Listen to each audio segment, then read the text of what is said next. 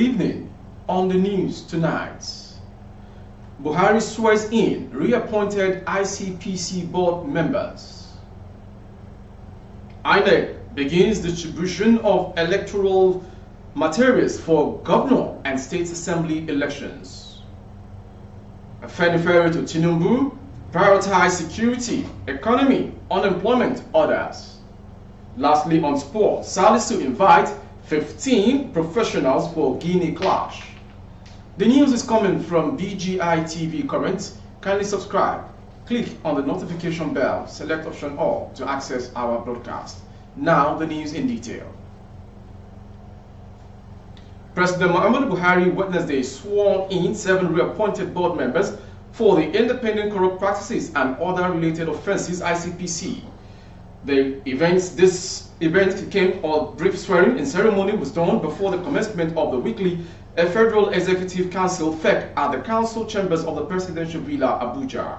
Those sworn in were Justice Adamu Bello, retired, Katsina State, Annatu Mohammed, Jigawa State, Olubukola Balogun, Lagos State, and Obiora Igwe Dibia, Anambra State. Others are Dr. Abdullah Isaidu, Niger State, Yahya Umar Dauda, Nasarawa State, and Grace Chinda, Rivers State.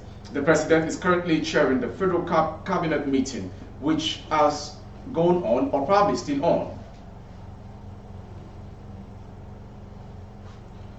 The Independent National Electoral Commission (INEC) has commenced the distribution of electoral materials for this Saturday's governorship and state assembly elections.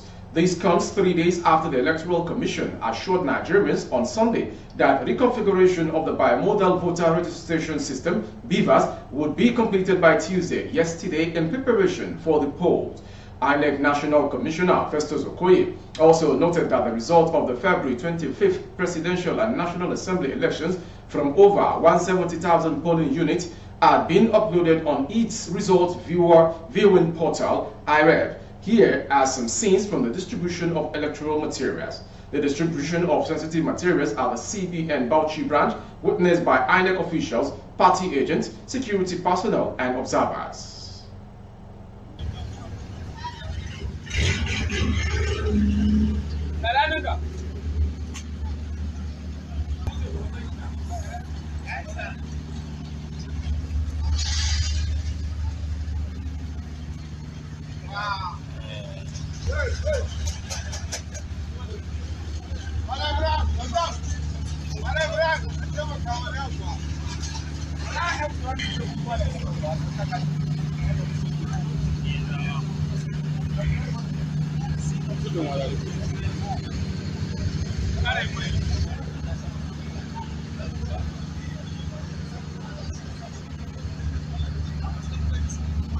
Leader of Pan-Yoruba socio-political group, Afenifere Pa Reuben Fashoroti, has asked the President-elect Asiwaju Bola Ahmed Tinubu to prioritize security, economy, unemployment, and other urgent matters that will restore peace and tranquility across the country on the assumption of office on 29 May 2023. Fashoroti lamented that Nigeria has never known this level of insecurity before. This was contained in a statement signed by the Elder Statesman's Administrative Secretary, Chief Oladiran Adeshua, and made available to newsmen in Akure, the state's capital. 2 key areas immediately upon his assumption of office as president. These key areas: security and economy. The security situation in the country has worsened over the last few years, with Nigerians unable to travel freely on our roads and even railways. They equally feel unsafe in their homes and farms. Nigeria has never known this level of insecurity before. Equally important is the issue of our economy, which I believe requires urgent attention. We must immediately stem the worsening rate of unemployment in the land to curb the rising youth restiveness in different parts of the country. Speaking on the February 25th elections, Fashoroti said, "I join these impartial observers to give a pass mark to the elections in every regard." Moving on to the next story. The presidential candidate of the People's Democratic Party (PDP), Atiku Abubakar, has withdrawn his application over the sorting of the electoral materials. He would need to prepare a petition he intends to lodge against the outcome of the February 25th election. Politics Nigeria learned that Atiku's decision to discontinue the fresh application comes after a meeting with officials of the Independent National Electoral Commission (INEC) at the headquarters of the commission in Abuja on Tuesday. This newspaper understands that at the meeting, INEC promised to allow PDP agents to observe the process of sorting out some of the electoral materials the opposition party requested for, equally and especially the ballot papers. Without the application owing to the challenges and administrative bottlenecks we encountered at the INEC office when we went for access to the electoral materials as ordered by the court. However, before the application dated March 13 could be slated for hearing, INEC on its own called our legal team for a meeting.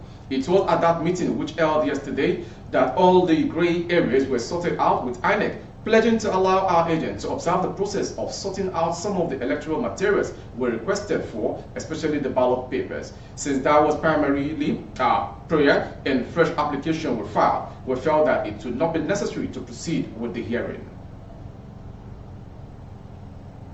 From that story, we go to Kano State. The Nigeria Immigration Service Kano Command has rescued 6 human trafficking in the state. The Kano Controller of Immigration, Sani Kila, who paraded the victims, noted that their procurer has also been arrested. Nigeria is a source country, transit country, and a final destination for women and children who are victims of human trafficking, including forced labor and forced prostitution. Kano State is one of the routes for such illegal acts. Security agencies are always on the trail of either the victims or their procurers. This time, operatives of the Nigeria Immigration Service Kano Command rescued 6 victims of human trafficking along BUK Road in the metropolis. The controller of immigration, Sani Kila, while talking exclusively to TVC News on the rescue, noted that the victims were on their way to Cairo, Egypt. Their way to Cairo, Egypt. On the 11th of this month, based on intelligence reports, officers and men of the service were able to intercept and eventually arrest a number of persons that are trafficked, said to be trafficked to Cairo, that's Egypt.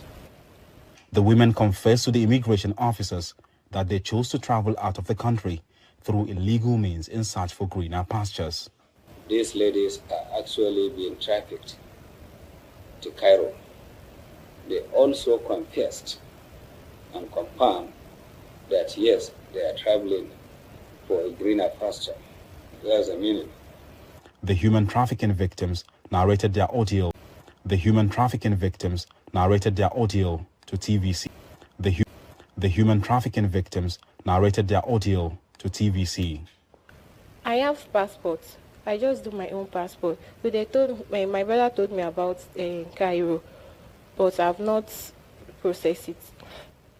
The immigration chief is urging all and sundry to desist from the act, as human trafficking remains a major challenge to the global community. The Immigration Service says it will continue working with relevant agencies to reduce human trafficking to the barest minimum. The Nigeria Immigration Service. 10 persons have been reported killed in a fresh attack on Lekson, another community of Zango-Katab, local government area of Kaduna State. The nation's report 17 persons were confirmed killed in attacks and counter-attacks that took place at Ngwangwakili and neighboring communities at the same local government area last week. Chairman of the local government, Francis Sani, confirmed the latest attack to journalists in Kaduna. The information gathered that the attackers invaded the community around 9 p.m. on Tuesday, shooting sporadically to scare residents. It was also learned that the attackers looted a shop in the area before they were repelled by police operatives. And to the next story, this hour coming from the foreign. The Ghana National Petroleum Authority has announced removal of fuel subsidy in the country. The removal of the subsidy is part of the country's implemented regulatory measures to ensure stability across its downstream sector. The Chief Executive Officer of NPA, Abdul Hamid, said this during a presentation at the ongoing Africa Refiners and Distributors Week 2023 in Cape Town, South Africa. Amid said the Ghanaian government, through the NPA, has also removed energy subsidies. We have removed all the subsidies. We are ensuring affordability and security of the vulnerable consumers through the removal of energy subsidies, he said, while speaking on more reforms implemented in the NPA. He disclosed the plans were implemented in response to the global oil and gas market volatility caused by the Russia-Ukraine war and energy transition-related policies. To end the world news this hour from BGI TV Current is the sports news. Olympics head coach Salisu Yusuf has invited 15 foreign-based professionals for this site 2023 Africa Under 23 Cup of Nations qualifier against Guinea. According to Score Nigeria, the foreign-based stars are expected to start arriving in camp on Wednesday, which is today. They will fight for a place on the team along with their own team-based players. The first leg will take place at the Moshood International Stadium, Abuja, next week, Wednesday. The reverse picture will hold in Morocco 3 days later. The overall winners will qualify for the Under 23 AFCON to be staged in Morocco later in November this year. That ends the world news this hour. Before we go, some major headlines. Buhari swears in reappointed ICPC board members. We also brought to you, INEC begins distribution of electoral materials for governor and state House of Assembly elections. Afenifere talked to Tinubu, prioritize security, economy, unemployment and others.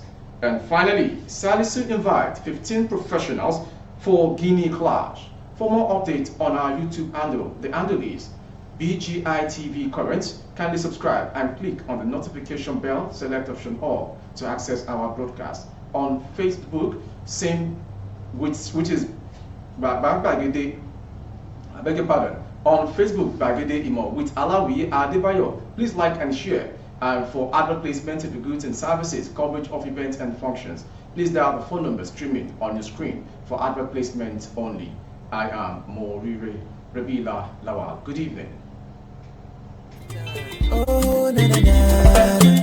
If you want to know what's going on in city, or you want to listen to the latest news and gist, no stress, oh, just into BGI TV. BGI TV, you're one in a million.